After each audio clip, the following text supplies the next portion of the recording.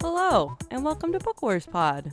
This is episode 84, where we're going to be talking about Empire's End, from the interlude on the Imperialis through the end of the book, where all the crazy shit happens. Oh my God. I am Kristen. I am here with Kate and Chris. Me and Kate are both dying from allergies. Yay. But we are here. Yay. Trees. You know, want to rip my eyes out. It's totally fine, though. Trees. We love trees. Trees. From afar. From inside. Dad, are you there? Oh, I'm here. Hi. Okay. Are you in the squeaky chair? No, literally not. heard of- That was Kate kicking the table. I didn't kick anything. Well, that was Kate shaking the table. I don't know what's You're telling the you. one shaking your leg right now. I am touching nothing associated with this table at the moment. It's fine. I just heard a squeak. It's fine. We'll A see. likely tale. I mean, there was a squeak. It doesn't matter. Are you guys drinking? It's the middle of the afternoon. Actually, it's 6 o'clock for you guys. I was so gonna say it's actually it's normal, but Normal drinking time. it's middle of the afternoon for me. What are Sure you is. guys So drinking also over normal there? drinking time. I'm drinking bourbon today. I'm drinking Old Forester 1920 Prohibition style bourbon, which interestingly is like tastes more like a rye than the rye that I have. What the fuck? Because it's like very like spicy and like kind of smoky, like almost medicinal quality bourbon, which I really like. And I don't like the rye I've had, as we've talked about on the pod before. What 'Cause proof it's too is sweet. it? Huh? What proof? What proof is it? Yeah. Oh, I don't know. Let me look. Sorry. No, it's okay, Kate. Say what you're drinking. I'll find it. Sure. So first I have some Earl Grey because I did not take a nap today, unlike Kristen, who's a lucky motherfucker. But my alcoholic beverage, I heard it was National Beer Day today or some shit. I don't know what the fuck is I don't going know if on. it's today or yesterday. It's probably today. It's like this weekend. Whatever. Well, I'm having beer. This I should is, know, but I mean, that's fine too. It's cool. This is from Star Hill Brewing, which is local to us for now, over in Charlottesville, Virginia. Yeesh. Charlottesville is really pretty, and people should know Charlottesville more than just the bad things that happen there. Those poor people. Anyway, I'm drinking, this beer is called Roxanne. It's raspberry sour, and it's only 4.7, but I'm sure I'll be drunk halfway through it anyway. hey, love a good raspberry sour. I'm excited. I will. Did my episode come out for Encyclopedia? I have no fucking clue. I don't know because I haven't been on Twitter and I'm a bad mom. No, let me check before I plug myself. Chris, did you While find- Kristen checks, this is a 115 proof bourbon, and according to the Old Forester website, so I mean, you'll get half of these notes if you're lucky because this is just what companies do. The nose is an intense medley of cherry preserves, drippy caramel, dark chocolate, thickened maple syrup, and seasoned oak spiciness. I'm getting some of that, particularly the caramel. The taste is dark caramel coats, layers of malt nuttiness, and sweet graham cracker, all warmed by green peppercorn and coriander spice, brightened with a hint of cedar. So yeah, see? Spicy, like I said. Nailed it. Fascinating. Thank you. I figured it was like something high proof. Makes sense. Yeah, it's incredibly 'Cause it's high proof. Like, I just, like, 'cause stuck my nose in the glass to, like, see if I can, like, get the smell notes, and it, like, Start crying. it's like, yep, not gonna be able to smell anything for the next hour. That's fine. Well, is it like is it cask strength? Is that like It another? is not technically cask strength. This one is, so basically Old Forester, they, like, their shtick is they'll, like, do various styles of bourbon from, like, different periods in time. And so this is their 1920 Prohibition style. And so the default is 115 proof, which is essentially, like, Bathtub gin. it's not what we would consider barrel strength today, but it's close because it is how it was, distilled back then, back when it was illegal. Bathtub Yeah, gin. fucking Christ. It's good though. I was like, yeah, I bet it's like close to barrel strength, but not quite. Yeah, it's close to barrel strength. Me and at Real Baby Bird Miranda went down like a whiskey K-hole this weekend. So That's a great hole to go down. Love it. I was like, so yeah, I know whiskey words right now. They're in the top of my mind. Yay. No, my encyclopedia with Dan at Danny Purtle 19 is not out yet, but he did try as a little preview teaser. Oh, there's a bike. As a Yeah, little somebody with a preview- small penis just drove by outside. It's fine. There, as a little preview teaser, he does not like IPAs, and I went on to talk about IPAs on Encyclopedia, and I had him go search out a sour, because he had never had any sours, and I was like, it's actually not a terrible place to start to at least get your palate used to stuff that your palate isn't used to. Very And the true. first one he had was a raspberry sour, and he really liked it, so that's a little preview. We don't actually talk about that on the pod, but we do talk about how he hates IPAs, so that's Love it. coming at some point. I'm scared to listen to it, but I'm sure it will be received nicely by all of you nice people, because for some reason our fans are so kind. You literally Um, host 2 podcasts, Kristen. Yeah, you do. I know, it's fine. So Yeah, but excited. like I talked more on that than I've ever talked on anything, and it was scary. But Aw. anyway, okay, Sure you did. I'm gonna Brilliant. pop what I'm drinking, and then at Real Baby Bird's gonna come over and try some Okay. because sounds she was perfect. like, "When you open that, can I try some?" I So love I it. said, "Sure." Yeah. Sours but are actually- drinkable though. Yeah, Like, yeah. I was just gonna say that like No, go I for was thirsty yesterday, and so like I was like, I don't even know what I was doing. Was I cooking? You were cooking it, and I was you cooking. That's right. And so you then I finished cooking. slamming. Then I this sat beer. down, like grabbed one of these beers out the fridge, sat down. Like 30 seconds later, it was like half gone. I'm like, oh, maybe I should not do that. Maybe you should have some water with that, Chris. Nah. Meh. Space Jess actually bought this when she was here, and it's barrel aged, so it can kind of sit around. But I haven't been in the mood for it. But I looked in the fridge, and this is somehow the lowest alcohol thing we have in there besides Rainier. Of course. So that's what I'm gonna have. But this is from Freem Brewery. They do a lot of barrel aged stuff. I've given you guys the rundown on them before. But they're in Hood River. But this is an Ode Creek.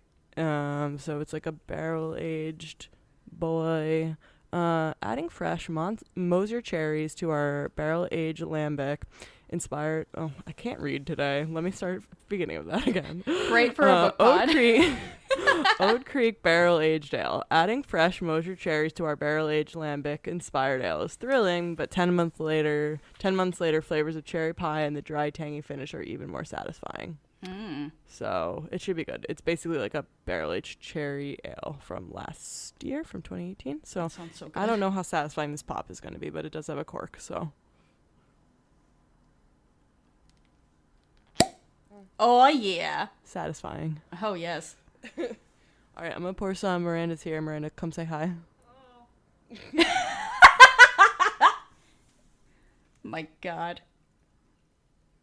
Miranda, get over here. You host this podcast also. Don't hide in the corner. Just like very distantly. Hello. I know she's reading Empire's End right now, so we'll respect her at this All right. difficult All time. I mean, a lot of things happened as we were about to discuss, so you know. Yeah, she's like literally reading the part that we're gonna pot about today, so she's like fucking freaking the fuck out. She reads so fucking fast. Oh my God. I know. I was like, Miranda, you're gonna finish the book before I do.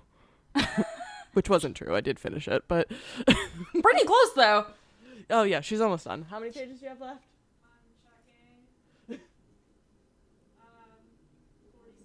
Yeah, she only has 46 pages. Oh left. my Nice. word.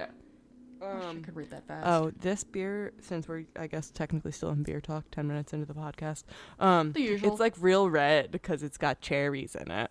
But it smells really nice. So lambic is basically just like another word for farmhouse or saison. If Okay. if that's not a beer word you've heard before. But it just says lambic inspired ale. So normally, like, and I don't fucking know, I'm just talking out of my ass, I think, but I feel like lambics are usually like this it's cherry, like, and it's not barrel aged. It would just be like in its first fermentation. Okay. But this is like inspired to probably taste like that, it sounds like. Even though it's Cool. barrel aged. I don't know. It's got a like farmhouse yeast in there or whatever. Yeast pod. Yeet pod. Oh my gosh. Stop it. We are the worst people. It's okay. fine.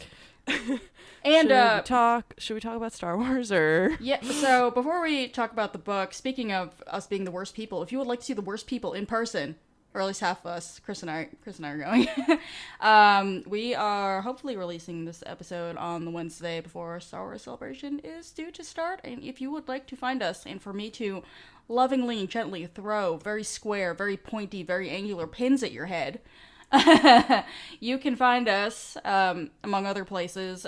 We will be at the podcast meetup on Saturday at the Arc Bar at the Hyatt Regency at McCormick Place, and that's starting at 7:30 p.m. Everyone is welcome. Podcasters are welcome. Listeners, fans, what have you. Don't come if you're a dick. We don't want you there if you're a dick. Other than that, please stop by. And the other places we'll be at, I am sitting on the Star Wars What Matters panel on Sunday.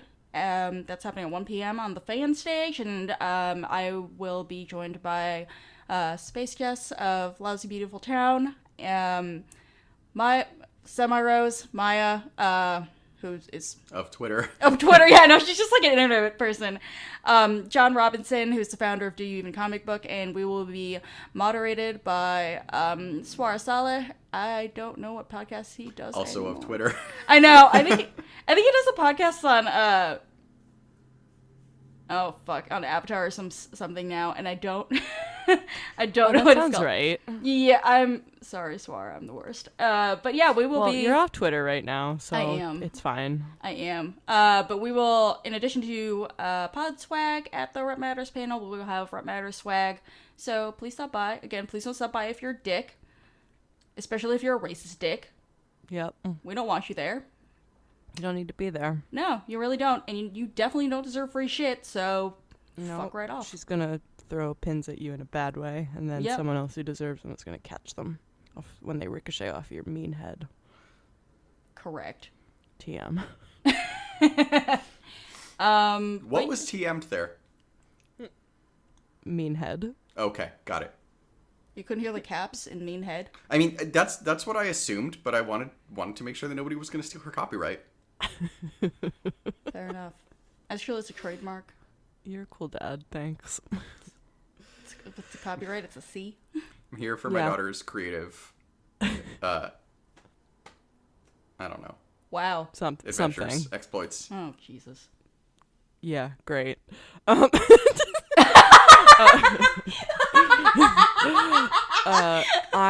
I am really bummed that I'm not going to be at Star Wars Celebration, obviously.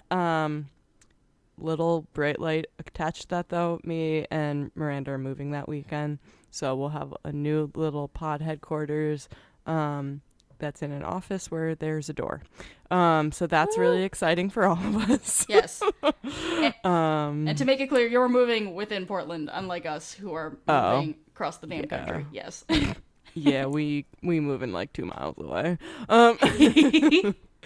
But so that's exciting. But I'm obviously most bummed to miss the hashtag Star Wars Rep Matters panel, and missing meeting all of you guys. So please go do that in my stead and give Kate and Chris a hug, because I don't ever get to do that very often, so and it's sad. sad. But soon they will be living close to me, and I will come bother them. And it will be glorious. It will. It's true. We're also trying to get you to Rose City. We'll see how it goes. Oh yeah, that thing. You're just like, Yay. This beer, it is very much like a sour, but like also the aftertaste, it kind of tastes like cookies. So I think it's something to do with the yeast and the cherries and something. I'm like, this kind of tastes like cookies. That sounds great. That sounds delightful. So I don't know why. I don't know into that's supposed to be in the tasting notes, but it is delightful. I'm very into that. All right. Other things I'm into. Talking about Star Wars books. My segues are great. Stop fucking laughing, Chris. So the first thing I wanted to talk about As Chris continues to laugh at me like Sitting here. like a bum. So we started this conversation last episode, and Chris told us there was a definitive answer, and lo and behold, there is one about the Empire turning into the First Order. And is it really the Empire turning into the First Order, or the Empire like getting dead and then the First Order kind of emerging then from the deadness as I bang my hand? I was gonna say that wasn't even my fault. I know it wasn't, Chris. Whose fault was it? So we find out in the last quarter of the book that there is as Chris alluded to, because he has read this book previously. Oh no, the answer is they fully intended to burn that shit down. Yeah, no, this is the answer is this is not the Empire anymore to them. I mean, one can argue whether or not to the outside observer is this a whole separation or not. And I think that is actually an interesting topic that people could debate that we're not going to debate today. But or maybe we could, I don't know. But yeah, I mean, this is very much like this is cracking the board in half. Yes. Well, literally. This is cracking the galaxy in half. Well, he's literally trying to crack Jakku in half, is he not? Just, you know. He wanted to make sure nobody wanted to go back to Jakku. Oh my Why God. the fuck is everybody trying to, like, fucking destroy planets like this? Like, can we chill for a minute? No, it's First, Star Wars. Anakin did it in that fucking mining situation, and then they do it in the movie. Star Someone Wars? help me. Oh Star Wars. my Which episode? Oh my God. God! My brain is not working. Please forgive me. I'm not even going to tell you. I'm just going to let this happen. It's fine. Everybody knows what the fuck I'm talking about. Oh my God. Why do we have to keep splitting planets apart? It's really annoying. Kristen, It's really not cool. Did you think it was called Star Peace? It's called Star Peace. Yeah, but like, what the fuck did the planets do? They're just like, It just seemed like a good idea at the time. I don't know. fucking Christ. It's cool to smash things and make them go boom. I mean, who can argue with that though? To be fair, it's always men making planets explode. Like, Chris, I think you had mentioned this to me before, like, in a kind of like an oblique manner, because I had not read this book before. All right, if you're hearing squeaking right now, this fucking rickety ass dining table they're gonna fucking throw like straight off the balcony before we move is just. Yeah, and sorry, for clarity, which of us is doing that? It's fine. Oh, that's the squeak I heard earlier. Yeah, just for clarity, which of us is making that noise right now? Just so our listeners know and can catch up. The table is. Chris is doing it through ESP. Oh my Yes, God. correct. I have ESPN. Thank God. Jesus. You, as you had alluded to before, there's a question of whether Rax ever actually intended to win the Battle of Jakku, or whether he kind of just wanted the Imperial Remnant to get exploded. Yeah, and the answer is he did not intend to win the Battle of Jakku. Right. Which is interesting because, watching how it goes, he probably could have won the Battle of Jakku. Mm-hmm. Like, the Ravager is such a potent weapon, and they knew the Republic was coming. They were able to be in defensive formation. And everyone, like, as Rax was saying, his intention was to take the Imperial Remnant and, until such a time as he could, such a time that he could start the First Order to, like, basically sharpen the stick into a pointy weapon. Like, those Imperials. Yeah. Fucking held out at their creepy base for 1 billion fucking years, even after the battle was over, because they were so, like, rabid for the Empire. Yeah, but in doing so, he also turned them crazy. Like, Sure. The beginning of the end for the Ravager is when I don't remember which Star Destroyer it is, but one of the Star Destroyers goes rogue because the captain goes crazy and rams into one of the Starhawks. That ends up being incredibly successful, but it also is the beginning of the end because it leaves the Ravager open. Mm-hmm. And, like, he did that, like, he talked about, like, sharpening them and, like, hardening them. But the truth is, anybody who was worth a damn, he already got into the unknown regions. Like, they're all hanging out on the flagship Eclipse. All hanging out without you. Yeah. And so it's, like, it's definitely a battle he could have won if he had kept Sloane around. If Sloane had been in charge of the Ravager, there's a really good chance that the Empire could have won the Battle of Jakku. If more competent commanders had been in charge of the various Star Destroyers surrounding the Ravager. Fucking Store of the Empire, am I right? Yeah. If only more competent motherfuckers were in charge of other things instead of just having, like, Rax, Thrawn, Like somebody Tarkin. be good at something. That's it. Yeah. Yeah, I mean, imagine if Thrawn had been at the Battle of Jakku Oh, shit. to get into, like, between, legends and, fanfic shit of, like, Thrawn actually taking charge of the Empire after the Emperor died. That would have been scary. That would have been sweet. Also, if any of our listeners know of AU fanfic where that happens, send it to me. I guarantee you it exists. Thank you. I'm sure it does. Well, and I just to like add to that, I mean, part of how we know this is true, is because we have that whole section where Admiral Akbar is like shitting his pants, and he's like, "Fuck, we have the upper hand, but like, how many times did we not have the upper hand and still just like win? Yep. Fuck." Right. And as he was saying, the Empire's not using like clean by the book Imperial tactics anymore. Like they have literally gone bonkers and they're just doing whatever the fuck they want. Exactly. Yeah, and jumping ahead in the outline a little bit to kind of the history of sacrifice by suicide that we see with the fall of the Concorde, but that was started by an Imperial commander going crazy and forgetting his training and regulation and just like suicide attacking one of the Starhawks. Mm-hmm. And so this is very clearly like, and Akbar says it himself, like the rebellion, they are not the rebellion anymore. They are not the ragtag bunch who their odds are so long that they can just do anything and throw the kitchen sink and see what works. Like they need to have rules now because like these are resources that like can't be wasted. Mm-hmm. Whereas the rebellion, it was like, we're all gonna die one day. Valar Morghulis, like all in or nothing because might as well, right? all Mon Cal must die. Oh my god! But we have been rewatching Game of Thrones in we preparation, but anyway. Yeah, for any of you who don't watch Game of Thrones, that was a Game of Thrones reference. God. But yeah, so like it's interesting to see the tables turned there and which of these sides is in fact the more desperate. Right, and I mean, I think it's pretty obvious that the Empire is more desperate. Like we have, it's Rand on the Ravager, right? It is Grand Moff Rand. Where he's just like, fuck. Like it very quickly turns from Akbar having a panic attack to Rand having a really big panic attack. So Yeah. Yup. Yeah. And did this come out before The Last Jedi? Yes. Yes, this came out Okay.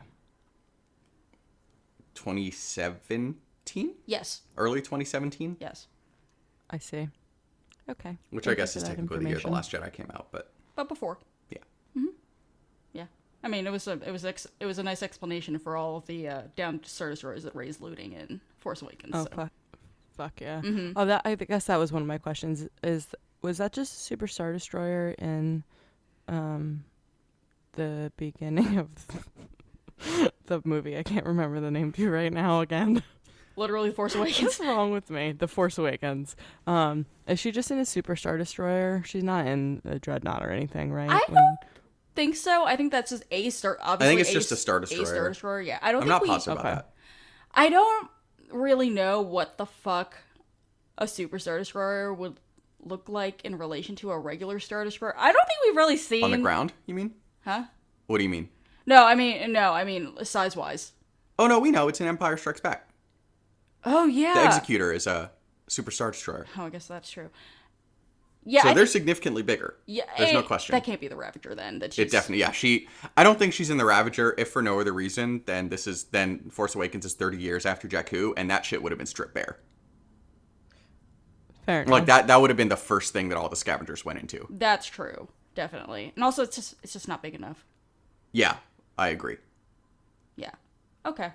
Thank you for that information about a film that I apparently just don't look at or care about anymore. I'm gonna watch it like tonight to atone for my sins. Yeah, I would love to know one day what Star Destroyer it is that we're seeing at the beginning of Force Awakens, but I doubt we ever will. That would be so fun. Just because it's so completely irrelevant.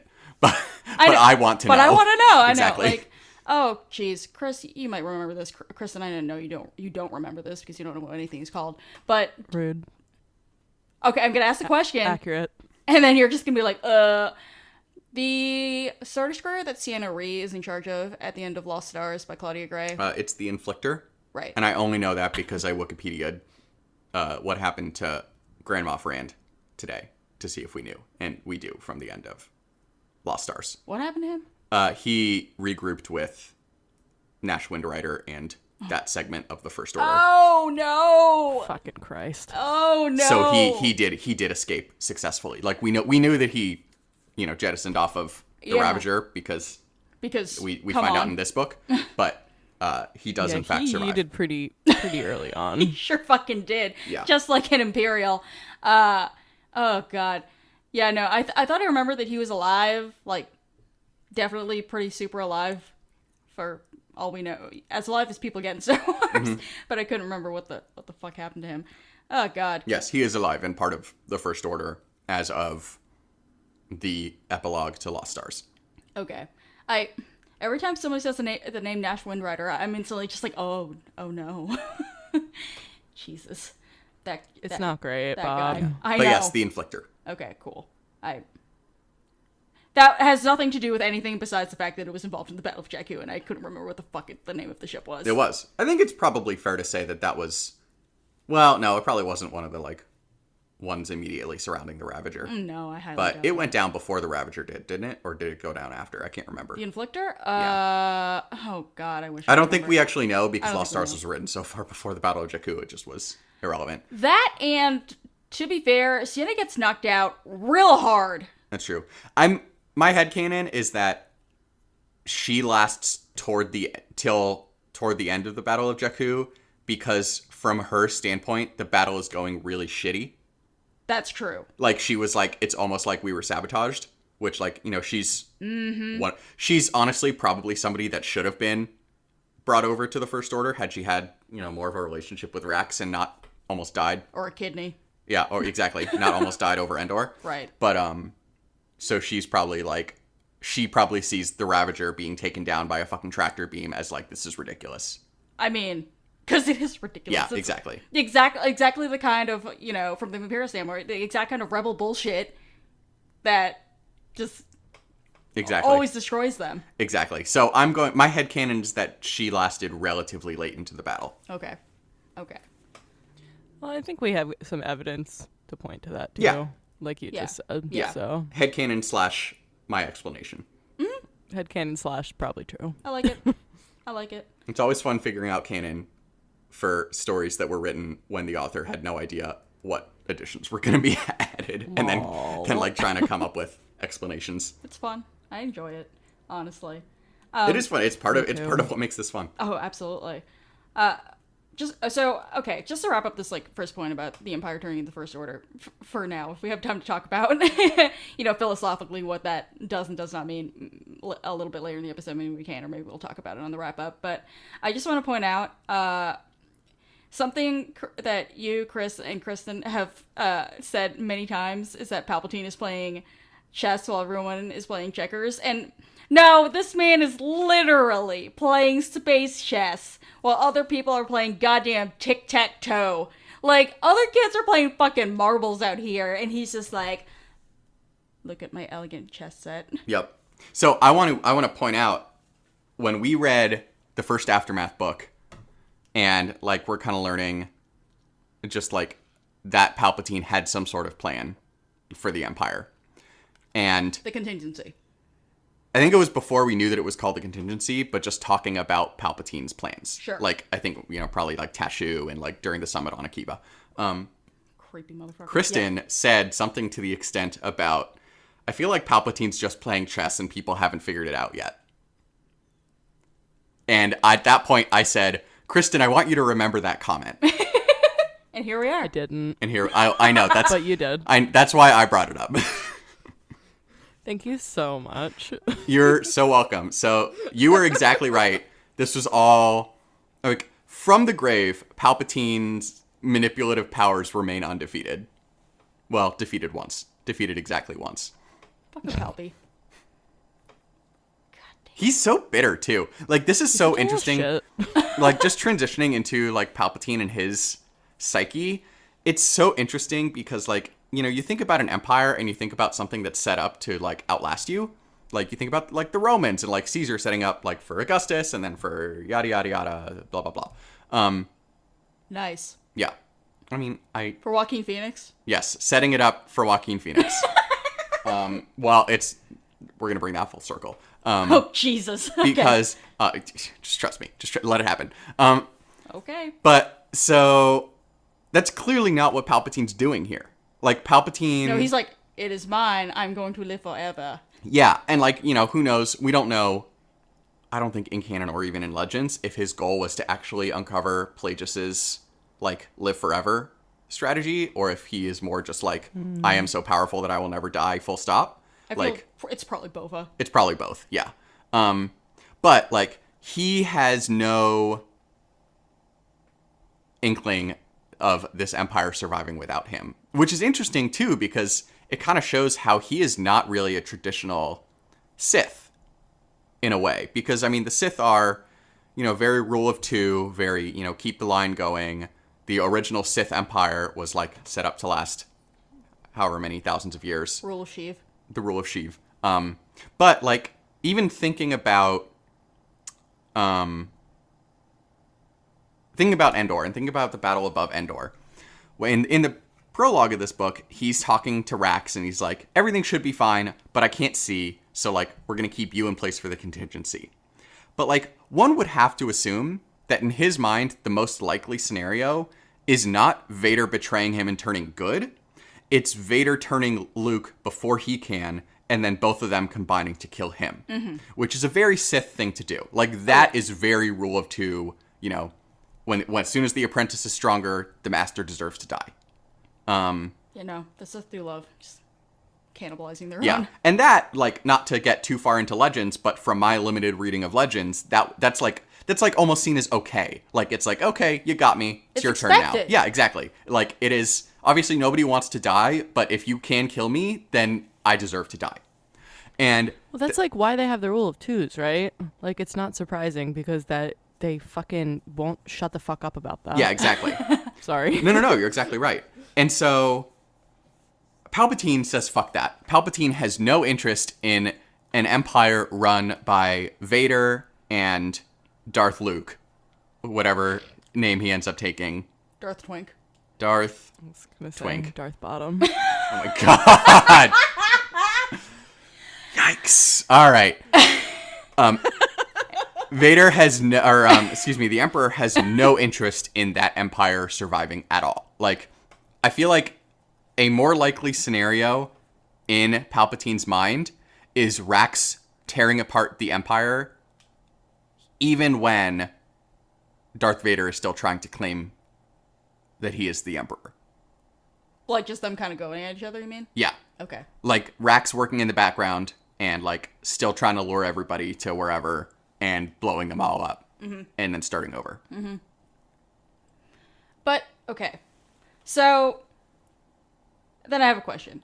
Palpatine did not intend for the Empire to outlive him. Like, there was no Empire without him in his mind. Yes. And I mean, that makes complete sense for all the reasons you just said, and besides the fact that the Empire was nothing if not a cult of personality at the end of the day. Yeah, exactly.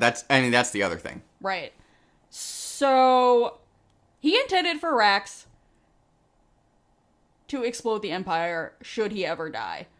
Did he ever really intend for the First Order to happen then?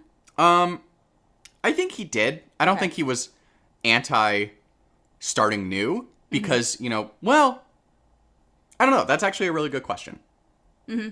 Because, you know, he created the observatory on Jakku to get through the unknown regions, but he fully anticipated being there for that exploration. Right.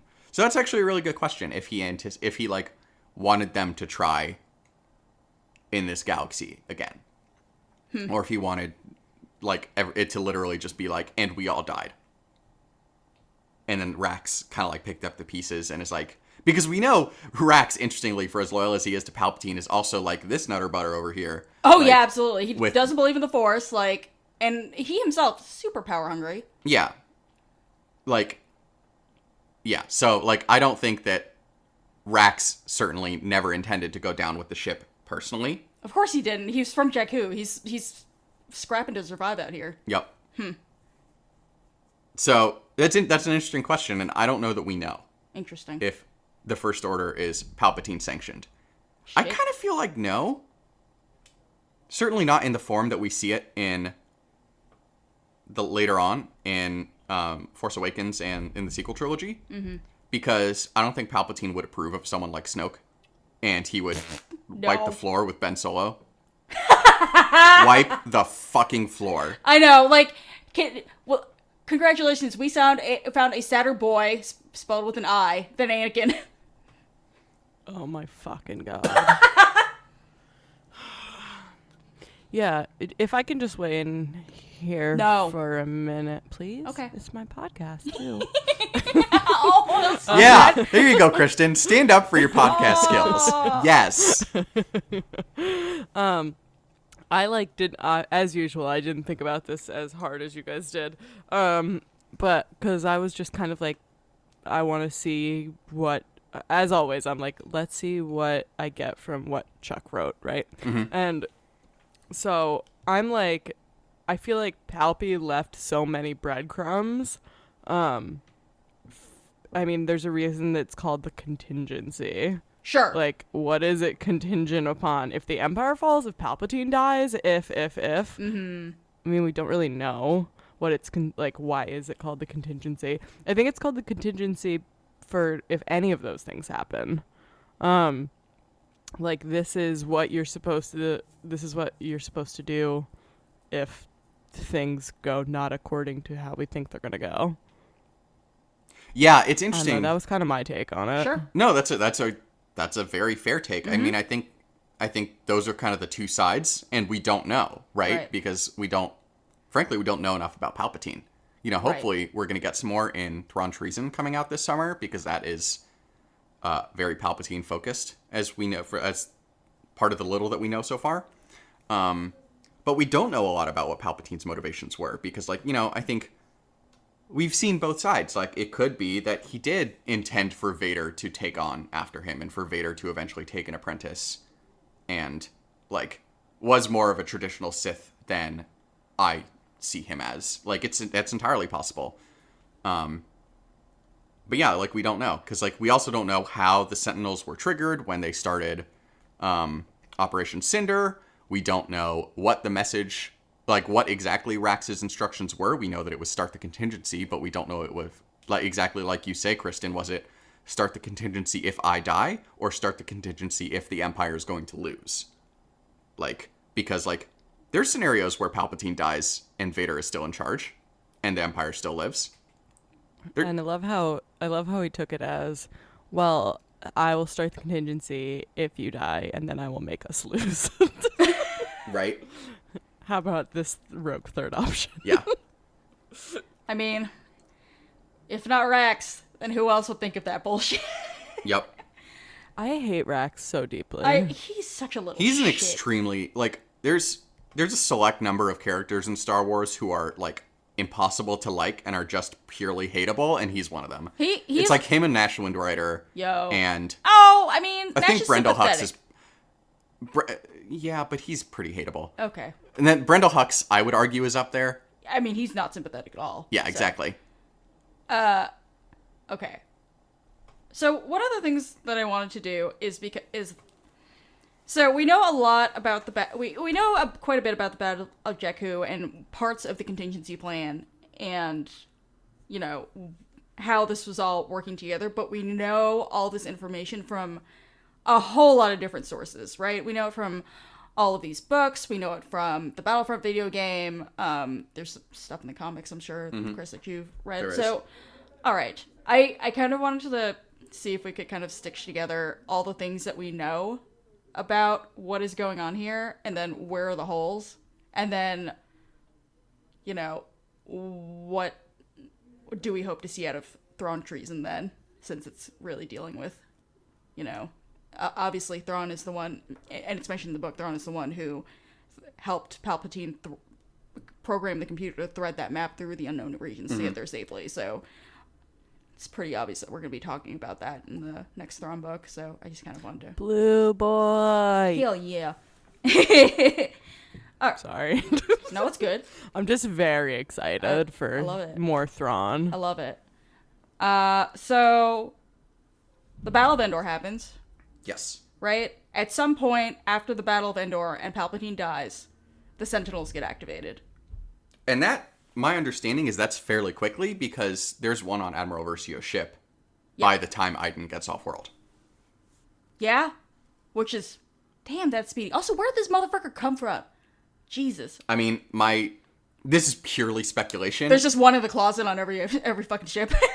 I would guess it's either that or they're just like stationed at various observatories all throughout the galaxy and they have fast ships. Sure. I think either one is valid. And I mean, It would not shock me if there's just one aboard, like as part of the standard command crew, in case the Emperor ever needs to get in touch with you. can you imagine being in the cleaning crew and opening the broom closet and finding a shut-off Sentinel in there? I'd poop my fucking pants. God, fuck. I know. I I'd be love like, this here. I am the cleaning crew, and now I have to clean this up here. my own poop.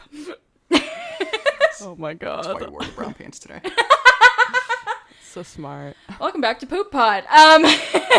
All right. So once the Sentinels get triggered, they go to the people that Palpatine trusted, and so we're now poking people to put into plan Operation Cinder to freak people out, I guess, and then Rex is drawing together all these people in Akiva, and the sequence of events in the Aftermath trilogy begin. Yeah.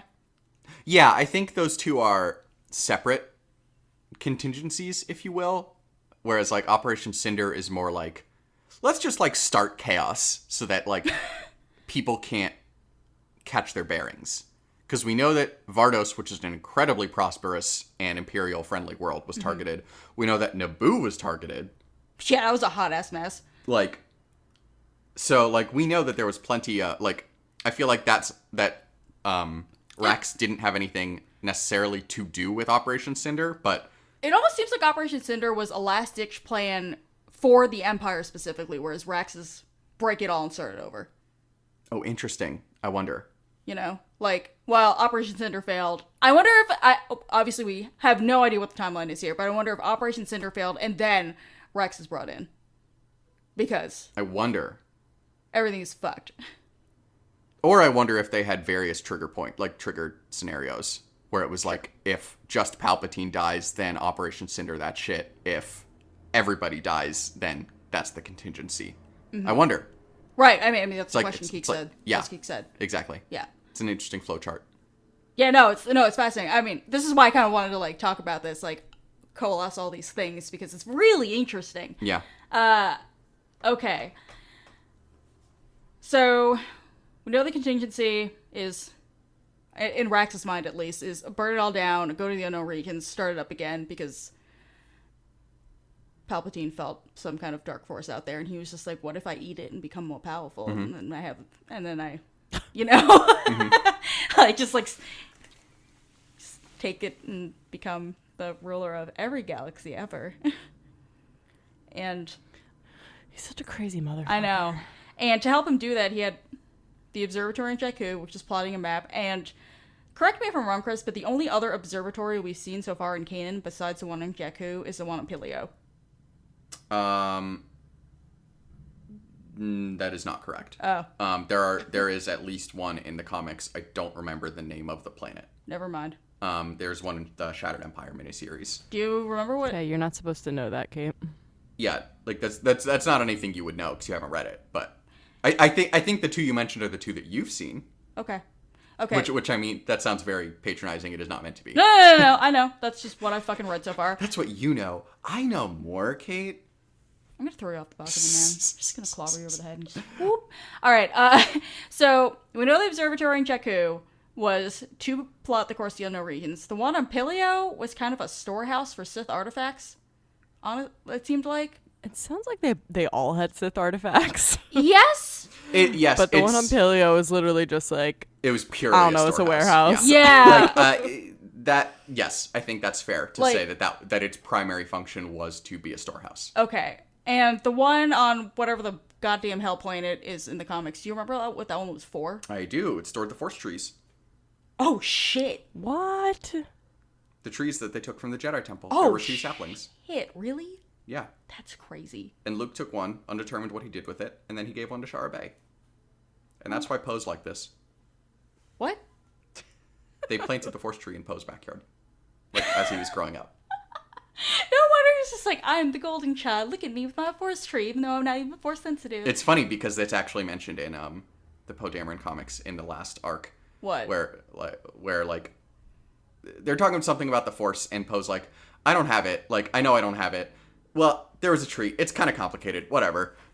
I mean, it's fine. Like, I know you're like shitting on Poe. I love Poe as a character, but this is love fucking Poe. No. I know. I'm just making it clear on this podcast because I don't want to fucking bring back the fucking Poe versus Holdo debate. So I'm just saying Jesus. it right now. We fucking love Poe, but that is fucking hysterical. Mm-hmm. Okay. Hashtag there was a tree. There was a tree. All right. Is that probably everything we know then about the observatories and the contingency? I want to say yes. Okay. I want to say yes. All right. Correct me if I'm wrong, other people. But I don't believe we know more about specifically the observatories other than that they exist. And they're for different purposes. Yes. Okay. There are lots of them, it sounds like. Mm-hmm. I would love to see more. It does seem like there's lots of them. I'd love to see all the rest of them. That's super fucking cool. Okay. So, extrapolating from that, what do y'all want to see out of treason? I want to see what Blue Palpatine boy. senses in unknown regions. Yeah. Also, yes, Blue Boy. Yeah. Blue boy, Always. yes. Sorry. Always blue boy. Yeah. I mean, obviously, I want to see a lot of things out of treason, but just like in terms of this, I just. I mean, I just want to get more about Palpatine. Like, we don't have really anything about Palpatine. Like, he has a couple chapters in Tarkin from his point of view. He's in Lords of the Sith, but we don't get a ton about his motivations. Lords of the Sith is more about his invaders relationship. Interesting. Yeah, I mean, I think I'm sure that's by storytelling design on the part of the story group, but I want more. Honestly, like, people are always complaining that we don't know a whole lot about Snoke. We know hardly more about Palpatine than we know about Snoke. We didn't even know Palpatine's fucking name in Return of the Jedi. That's like, honestly, all right, sidebar. All right, here we go. That is one of my most, like, one of the critiques of Last Jedi that I find most annoying. Like, Palpatine is on screen, I would say, for even less than Snoke in the entire original trilogy. I think that's true. Like, we know even less about him. We have no idea that he is anything except the Emperor. Like, whereas Snoke, we know he is the Supreme Leader. Like, that's it. That's all. Sorry. Just bad faith arguments. No, it's true. There's a difference between wanting something and saying something is, like, bad storytelling or worse than usual for Star Wars. Right. I mean, I would. Yeah, that's fucking rude, first of all. Right? Those people can suck it. Sorry.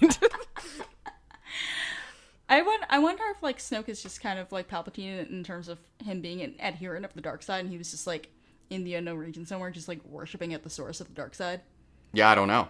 I think we'll find out eventually. Yeah, like, I think we'll find out eventually who Snoke was. I think so too. I'm just like, people are always just like, what if he's this? What if he's that? And I'm like, what if he's like Rey and he's not actually that cool? Yeah. Snoke is Ray Sloan. Yes. Oh, Absolutely. my fucking god. But no, so to get back to the question you asked, Kate, like, I just want to know more about Palpatine because we don't know anything. And, like, I don't need an origin story. Like, I don't need, why is Palpatine like this? Because I kind of like Palpatine just being evil. Like, to come back around to your Joaquin Phoenix comment, as I said we would. Oh my god. So this week, if people are into movies and or comic books, the first trailer for the Joaquin Phoenix Joker movie came I out. haven't watched that trailer. And It's it so bad. actually, it looks really good. Like, it looks like it is going to be a very quality movie. And Joaquin Phoenix, I think, is one of the great, like, kind of underrated actors of our time. Because he just hasn't taken as high profile roles. He's unbelievable. And, like, I think he is going to, like, absolutely make that role his own in a way that is incredibly difficult, particularly given Heath Ledger. May he rest in peace. That said, my initial reaction to seeing that trailer and the initial reaction I've heard from some other people who are into Batman is, why does Joker need to have motivation? Like, I feel like part of what made Joker so terrifying in The Dark Knight, the Christopher Nolan movie, is his, like, the explanation of him by Alfred, some men just want to watch the world burn. Mm-hmm. And that's, like, he doesn't have motivation. He's just evil, and that's what makes him so terrifying, because everybody else has this backstory and motivation or whatever. And, like, we're kind of losing that in the Joker movie, which looks, at least, you know, from the 1-2 minute trailer that we've seen, it looks like it's kind of your standard, he was a loser, and then he was bullied, and now he's evil.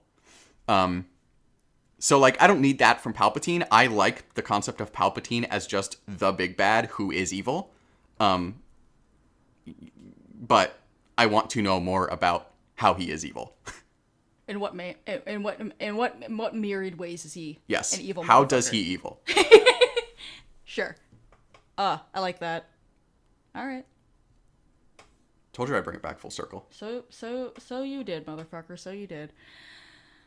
Kate, what do you want to see from Treason? All the things. I want weird Force shit. As usual. I think we're probably going to get some weird Force shit. I just want... I can't even... I honestly, like... The best weird Force shit that I have, you know, absorbed from the Star Wars canon as is right now is shit that I could not even imagine in my wildest dreams. Like, we were at Legends of Luke Skywalker a million years ago, but the reason why I love that book so much is because the weird Force shit was just, like, powerful weird, you know? It was, like, stuff I couldn't even imagine. So, like, I don't even know what I want it to look like, because I trust Star Wars as an entity at this point to give me cool stuff. I just want the weird Force shit. Yeah. Yeah. Yeah, I think it would be weird if there wasn't weird Force shit. Yeah. Because it's, like, supposed to be all unknown region-y, and, you know, every time we go out there, it's fucking weird shit. Yep. Yeah. I mean, we don't know anything about Palpatine, really, in canon, other than that he is far and away more powerful than anyone else. Yes. Like, and we talked about this when we read Alliances, about how, like, he felt a fucking, like, tiny-ass twinge in the Force from all the way across the galaxy on Batuu.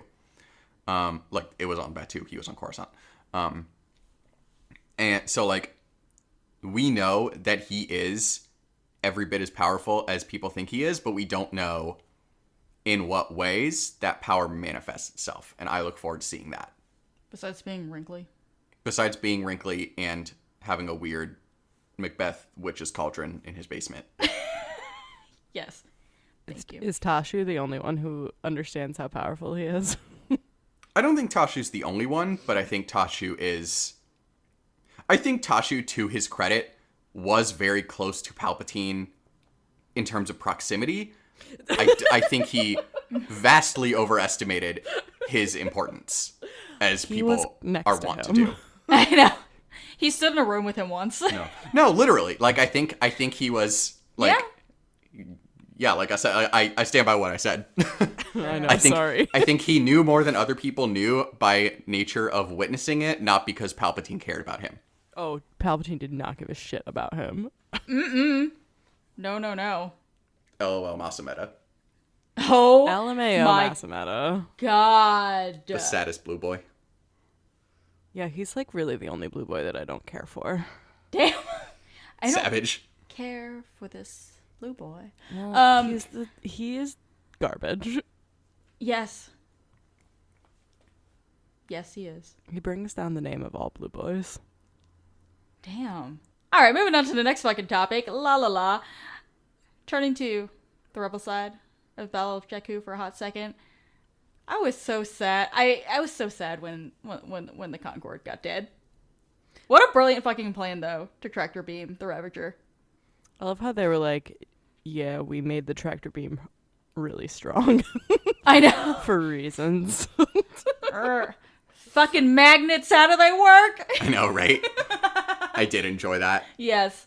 I put some links to some YouTube videos in our show notes, but if you just go on YouTube and look up some of the Battlefront, some gameplay footage from the Battlefront video games, you can see some really cool renders of Star Destroyers falling from the sky. None of them are actually the Ravager, but you can see animated in a pretty cool way the huge cloud of sand that, of course, the Star Destroyer kicks up on impact that Temmin got caught in. And it's fucking wild to look at, so I actually think they did a great job of that. So would you say that it gets everywhere? Everything about that video game is beautiful, and they do such a good job. It's a beautiful specifically video with game, that. no question. So Yeah, go, totally. even if you're not a game person, just go look at them on YouTube. Kate is totally right. I'm really not a video game person. I am a little bit, but I still played through it and was like, oh, it's so pretty. I know. No, they did a wonderful job with it. But returning to the topic that Chris pulled out earlier, because he was jumping around in the outline.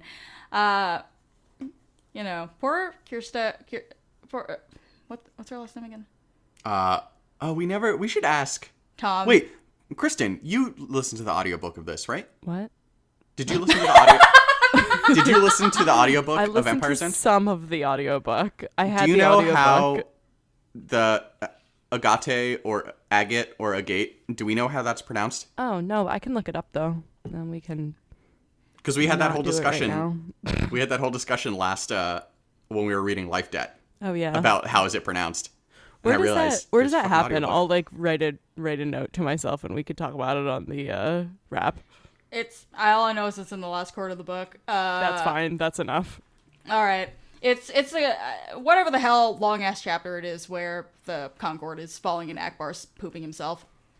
Oh yeah. Okay. Cool. Yeah. I didn't. I did not listen to this part of it. I actually read it. So Hey. here I am being Learning how to complicated.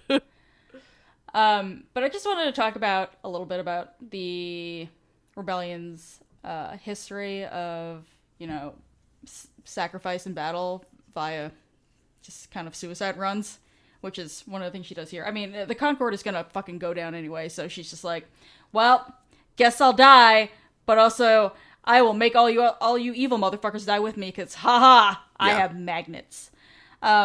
We've seen this several times before. We see it in Rogue One with the Hammerheads Corvettes, and we see it in Rebels during the evacuation of Adelon, where Commander Sato decides to merp. How do you feel like their sacrifice kind of differs from, Imperials who, for example, like TIE fighter pilots who they know their ships are kind of like pieces of crap because they took everything out to make them really fucking maneuverable, and it's just like all glory to the Empire, I'm probably gonna die today. Yeah. I don't know. It's tough because, like, I feel like part of it is a mindset issue, right? Where, like, the rebellion's history of doing these things is because it is at the end of all need, you know? Like, it is because this is the last resort. It is not a strategic decision. It is, we're all dying. Let me, as I die, help prevent a few more deaths. Mm-hmm. Or Haldo, duh. That's a big one. Oh, Should've mentioned that. I assumed that was left out intentionally. Oh, why? I don't know. Just because it's there. But yes, the Holdo maneuver. We love Haldo in this house. In this house, we love and respect Admiral Amelin Holdo. Mm-hmm. But yeah, so it's interesting because then on the other side, you do have the crazy Star Destroyer captain who rams the Amity? Amity or the Unity? Which one does he kill? I want to say it was the Amity. I think that's Yeah, right. I think it's the Amity because, sorry, I'm just remembering, there are Easter eggs. Go back to our bonus episode on Battlefront, but there are Easter eggs in there about, because I think it's the... Oh yeah, Starhawk Unity. Yeah, that's the one that's calling for help. Yes. They're not dead yet. You're The Amity is super dead. not dead yet. Thank you. Yes, you're absolutely correct about that. Yeah, okay. Chris, I hate you. So, like, it's not like it's unique to the Rebels, but it is, like, unique to this mindset of... Right, I'm asking what the difference is, you know? Yeah. Because I feel like on the Empire's side, and I think this is a fair comparison to make. You know, you think about Japanese pilots in World War II, the kamikaze pilots who, you know, their strategy was to crash their planes into ships and stuff like that. I mean, you think about suicide bombers as well. Yeah, exactly. It's like, we are obviously they're all doing this for like a higher ideal, but like is exactly as you say, it's the mindset, it's like, this is, I don't know, this is fun or something. I don't know. Like, this is I don't know. It's a first line sort of plan of attack as opposed to anything else. Kristen, do you have thoughts on that? Not really. It's fucking crazy. I get, like, when your ship is in dire trouble anyway, and you're like, I'm gonna take as many of these motherfuckers down with me as I can. I think that actually, like, makes a lot of sense. And we see that a lot in Star Wars, at least, like, captains not abandoning ship, right? That we see, like, a ton. Not necessarily, like, I'm also gonna fuck a bunch of shit up on my way down. But in the Clone Wars, especially in the cartoons, we see, like, a million jillion people die with their ship. So I don't think that's, like, a surprising thing. But I do think, like, there's something about being in the rebellion and about being on that side that's, like, if I'm gonna, like, the cost of a life, if I'm going to go down, I'm gonna try to do as much good as I can. That's a fabulous way of putting it. I want to wholeheartedly second that and say that I think it's part of it's a point of view thing because, we are good people, and so on some, like, level we are pro rebels. Oh, okay, let's hold it on. We'll pump the brakes. We'll pump the brakes on that. Quote unquote good people. But are you talking about us, Chris? Because we're not. Yes, the three of us. Oh, yeah. We're not. Well, that, but also, like, people get. We're not space Nazis. Can I put the line there? Are we comfortable with that bar? Yes, but also, like, I mean, well, we get into this weird territory of, like, how brainwashed are people, etc. Yes, but, anyway. but my point was, yes, I think from the perspective of people who are on some level wanting the quote unquote good side to win, Kristen, I think you're exactly right that it comes down to a fundamental respect for life, and, like, the rebels are like, this is the absolute last resort, whereas Kate, the scenario that you say of, like, anytime you get into a TIE fighter, you're probably going to die. That's kind of just like Roman, like, we who are about to die salute you type deal. You know what I mean? Yeah. I mean, we just, as I said, Chris and I were rewatching Game of Thrones, and we just watched the Battle of the Bastards where the opposing army, like, the commander's just like, these people are expendable. Let's fucking go hard, and who cares who dies and how many. Yeah. And then, that said, I think there's very much a certain amount of, from a certain point of view, to that aspect in presuming this value of life that the rebels have, because from the Imperial standpoint, they're terrorists and they don't have value for life. That's why they're doing these things, because they're murdering people. So it's all with a grain of salt. It's all from point of view, but right. Kristen, I think you're exactly right. But also, I mean, yeah, like from the Imperial side, it's definitely like, if I'm gonna die, why not for the Emperor, etc. Yeah, exactly. But anyway. It was just an interesting question I had. No, thank you for the question. It was enlightening. Yay. Can I talk about Sloane and how she's a bad bitch? God, she's such a bad bitch. I know. I mean, she's been through some bad shit. She should be a sad bitch. Oh my god! Who would have thought it'd turn her to a savage? Chris, why are you like this? That's it. I'm done. I'm quitting the pod. I'm going out on a high note. You guys can handle this episode without me, right? Most episodes. That's not true. You actually have a lot of good background knowledge. I'm literally looking at the dinner table for something pointy. No pointy. Ooh, I know. How'd that go for you? I mean, you didn't hit my head, so. I threw a pin at him. Like one of the pod pins. I don't know where it went. Oh, good. How'd that go for you? Was it pointy? Well, it didn't hit my head, so it hit my shirt, so it could have been worse. But was it pointy? They are pointy, yes. Okay, great. Can confirm. Anyway, thank you for being my guinea pig, you motherfucker.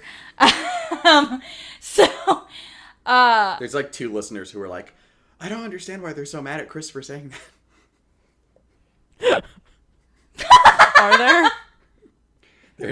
Yes, there are exactly two. I guarantee you, among our listener base, there are exactly two people who do not understand that reference. Oh my god. If you didn't get that reference, send me a Captain America gif. um,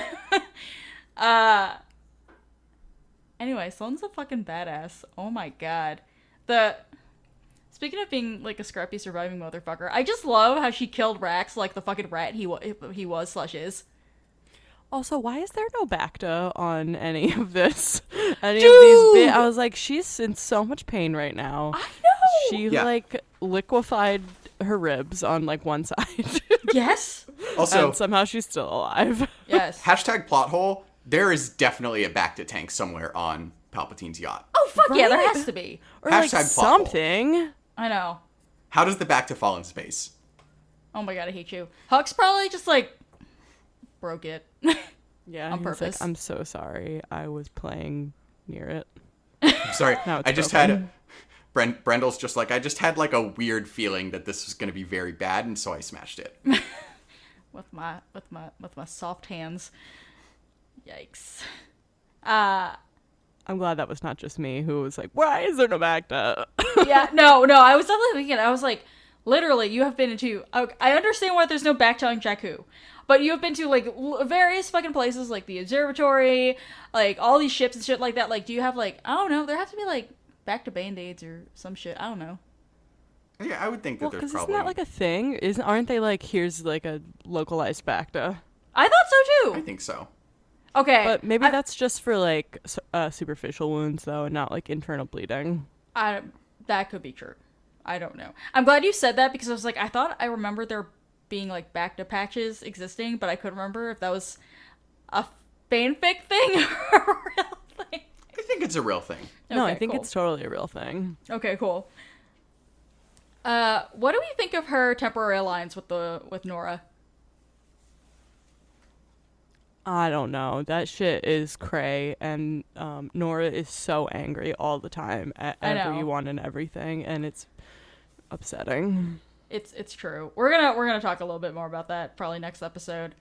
I do enjoy like the grudging respect that they have for each other, like having like gotten into a fist fight at the end of Life Debt, and now, you know, they're literally out here for murder. It was just it was fascinating. Fascinating to me too was the fact that Sloane was just like, well, I don't want to die here. Do I go with the First Order? Do I hop on the Imperialis? Do I go to the New Republic and offer whatever the fuck so I can survive? Like, it was interesting. That second bit was interesting for me as a person for Sloane being a person who is really an Imperial like true believer. Yeah, I think we'll talk more about Nora next episode, but I think that plot line made a lot more sense for Sloane than it did for Nora. Okay. Because as you said, exactly as you said, she is an Imperial true believer. She doesn't actually have anything left. Like, Yeah. other people have things left. She doesn't have, we know she doesn't have a family. Right. Her entire life was the Empire. That's destroyed. Even what's left of it has become horrifying and unrecognizable to her. Like, she can kid herself about getting a new job in the New Republic. That ain't happening. Mm-hmm. Like, particularly after Liberation Day, that ain't happening. Yeah, that is some life imprisonment happening for you. Best case scenario. I don't know. Mom Mothma thinks it's called Star Peace, so. It is, well, maybe Mon Mothma will give her some fruit.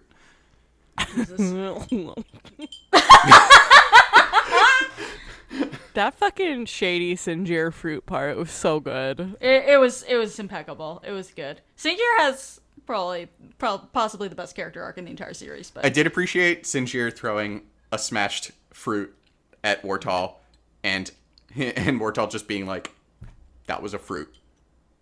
And Sinjir being like, yeah, but it distracted you. Yes, but it was a danger fruit. Exactly. God damn it. You were making a point, Chris, about. So I think from that standpoint, it kind of does make sense that Sloane is just like, I have nothing left except to kill this motherfucker. Yeah. And she sure did kill that motherfucker. She did. I really love that bit where she was just like, you know, people say that revenge isn't really worth it, and you don't feel better afterward. It's just a thing that happens. She's like, oh no, I feel really good popping this guy's kneecap, and I was just like, fuck yes. I did enjoy that. Yeah. It was so fucking good. I mean, here's my quote about Sloane. I want more Sloane. You know? Yep. Like, fucking Jesus. So, things that are, like, bugging me right now, related to that, is that, just skipping down, like, just a smidgen in the outline. So we get motherfucking baby Hux.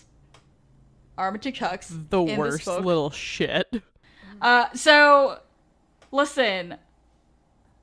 Hux was fucking raised to be a motherfucker, like a murderous motherfucker by a badass black queer lady, and where the fuck is that story, man? Like, I know that episode 9 has yet to happen, and blah, blah, blah, blah, and they can't talk that much about the first order, but come on, man, I need the story so fucking bad. I had a dream about episode 9 last night. How'd that go for you?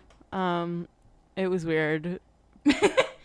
Yeah, I don't know. Everybody, the plot twist was that everybody had the Force, and it was how evil got let in. It was a whole thing. That'd be cool. I like that. Lucasfilm, if you're listening. I think that's sweet.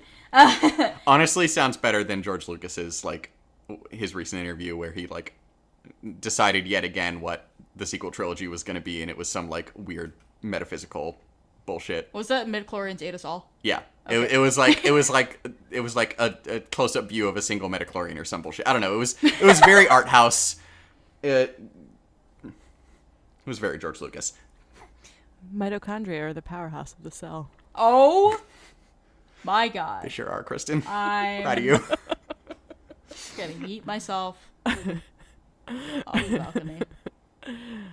You suck. Yeah, I also want more Ray Sloane, please, and also Hux is dead. I love how everybody says to Hux, it doesn't really seem like your dad likes you. Oh my god, What's that about? Such a mess. Kristen! Your dad hates you. Hey, like, at least it's out in the open. I guess so. Jesus Christ. I like the grudging, like,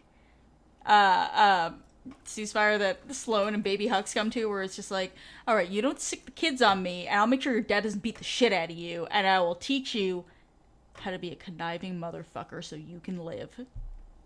That's what happens. It is what happens. It was a good deal Oh, it's a sweet ass for deal. both of them. Really mutually beneficial. Yeah, no, I really need to know more about Sloane and baby Hux and dad Hux and the dad Hux and how and how, like, the First Order comes out with all of that, because, like, Sloane, well, we know that Brendel gets fucking liquefied because of Phasma. He gets super dead. But we don't hear anything about Sloane with the history of the First Order. Like, it's just Snoke and my two grumpy husbands. The best. Yeah. I think the only thing we hear about Sloane is that Armitage mentions her in passing in Phasma of something about, like, Sloane wouldn't approve, but Sloane isn't here. And it was unclear if that meant Sloane is dead, or Sloane is incapacitated, or Sloane is on the other side of the unknown regions. Unclear what that meant. Or Sloane is not even in this room right now, or, like, what. Yeah. Yeah. Or Lucasfilm told us we weren't allowed to talk about Sloane in more than vagaries. Right? Or Lucasfilm doesn't care about Lucasfilm doesn't care about Sloane because she's a black lady. God. Speaking of my grumpy husbands, can we talk about Ben Solo for a hot second? Because, so, Chris, a while ago I was telling you that there's, like, this, oh, I don't know, it was probably some people having to do with goddamn Bendemption and, like, all this other crapola on Tumblr, but people, like, so we've got bits in this book where Leia's, like, she feels this darkness either in Ben or pulling at him, like, in utero, and people are like, Snoke was already influencing him. Chris, please describe your take on this quote-unquote theory. My take is people are dumb. Can you please expound? Do I have to? Yeah. People are really dumb? Yes. Done. There is light and darkness in anyone. That is how humanity works. That is presumably how the Force works. To say that somebody not being entirely 100% good from before they are aware of themselves and saying that's a moral failure on their part or some sort of corruption. No, Chris. It's that it wasn't his fault. Chris's face right now, he's just like, what if I just like spontaneously combusted on the spot and died right now? Chris I is don't going just to have eat no words. himself off the I pod. have no words. Chris That's a bad take and you should feel bad. idiots on the internet who are wrong. It's a bad take and you should feel that is that a better or worse take than Ben was abused by his parents? Oh my god. That's the question. I don't know. They're both terrible takes. They're But both very very bad bad. takes, and you should feel bad about yourself. Very bad. But however, speaking of Ben's parents and bad takes, I didn't love Han as a dad at the end of this book, personally. I don't know how y'all felt about that. Just because he was like really dumb about how babies work, and I was like, literally no one is this dumb about how babies work. I don't know. Sinjir is that dumb about how babies work. No, he just hates them. I could absolutely see Han being that dumb about how babies work. Alright, fair enough. Me too. I could absolutely see Han anytime there was a child in the room for the past 15 years beating the fuck out of that situation. But like we saw fucking Solo. He was living with like small pickpockety children. Yeah, they weren't Yeah, infants. but those aren't babies. Okay, fair enough. Babies they can't tell you what they need. It's true. That's why they're so difficult when they're babies. Well, I don't want any. Oh. Yeah, that and honestly, I wonder if this is like a gender difference, because to me, I saw Han very much as like stereotypical dude, Okay. like just not understanding how parenting works. Do I hold it like I'm making hand motions right now, which is really helpful for podcasts, but like kind of like holding it by its armpits at arm's length, like do I hold it like this, Like far away from you, like yeah, what is what it? does what do so I Leia's I like, kind of "Pick saw him that up." as just like the Star Wars like version of like the archetypal man who doesn't know how to parent. Okay, I'm glad you're here to give me this perspective, because I don't know, like I'm an only child, in case literally everyone couldn't tell. But I really don't know how babies work, and I still would probably know how a baby works better than Han. But also, this is like, Chris, this is like how you and I have different feelings about Harry and Ginny from Harry Potter, where I'm just like, this came out of nowhere, and I don't understand, and I hate this ship. And Chris is like, no, this makes perfect sense to me, that one day he would wake up and be like, oh, she's got boobs. Yeah, no, no, waking up one day and discovering that you have a crush on your friend's hot sister, no, that's absolutely a thing. That's so fucking weird. Boys are weird. Boys are bad. All right, we're gonna end this we episode. Need to end. This episode is long, and we're you know done. how I get. I probably have hives. I probably don't, but I might from the trees. I was gonna say, didn't you have hives last week? Sure did. Great. Cool, let's end there. Thank you for reading along with us for Aftermath Empire's End. We're going to be wrapping up next week, and then the next book we're reading after that, which will be after Star Wars Celebration, so you have some time. We're going to be going and reading Battlefront Twilight Company by Alexander Freed. We're very excited about this one. He is the author of the forthcoming Alphabet Squadron, so it is a good time to get reacquainted with his writing. Can you stop beating your chair while you talk? Am I? Yeah. Oh, I don't know. You're like punctuating by like slapping your chair. Hand motions. Talking with hands. Great. Audio medium. Yep. That's why I thought it would be fine. Anyway, in the meantime, hit us up on Twitter, Facebook, Instagram, and Tumblr at BookWarsPod. Email us at bookwarspod@gmail.com. And find us in person at Star Wars Celebration. As Kate said, we are going to be at the podcast meetup on Saturday evening at the Arc Bar at the Hyatt. Kate is going to be on the hashtag Star Wars Rep Matters panel on Sunday. I am going to be wandering around at various points. So just like I don't know, hit us up on Twitter and I'll be live tweeting and tell you where I'm going to be. So come find us there. Also, Find him before he runs out of cookies. He's bringing cookies. I am. So yeah, find me quickly. Southern Cynic's going to take them all.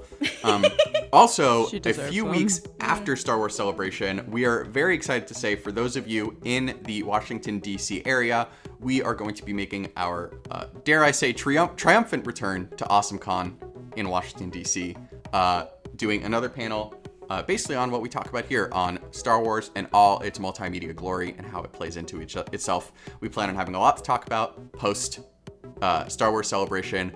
We are still finalizing the roster of our panel, so we don't want to make any announcements there, but we're hoping for some really fun and exciting guests. So if you are in the Washington, D.C. area, we hope that we'll see you there as well. That is the last weekend in April. In the meantime, rate, review, and subscribe to us and the Tachi Station Radio mega feed. When you leave us a review, you are automatically entered to win cool prizes, just like somebody did just last week. Jake Jensen 016 on Twitter. What up, bro? Way to go. Hi, thank you for reviewing us. Thanks for listening to this dumpster fire. And if you are so inclined and have the means, donate to the Tashi Station Radio Patreon and give us coffee at ko-fi.com/bookwarspod. Really helps us cover our hosting and production costs and helps us continue to deliver this mediocre content to you. Our theme song is Whiz Bang by Poddington You Bear. are mediocre content. Our logo and artwork are by Joe Butera Design. God help me. For Kristen and always loving Kate, I'm Chris. Thank you for listening to the Book Wars Pod. We will talk to you at Star Wars Celebration this weekend. Can't wait. They're married, guys. Yeah, we sure are. Sorry. Baby hugs, hugs, hugs, hugs. Oh! hugs, Can you baby not? hugs. Oh my god, I'm editing this out. You're a piece of garbage and I hate you. Do, do, do, do, do, baby hugs. Baby. Chris! Do that.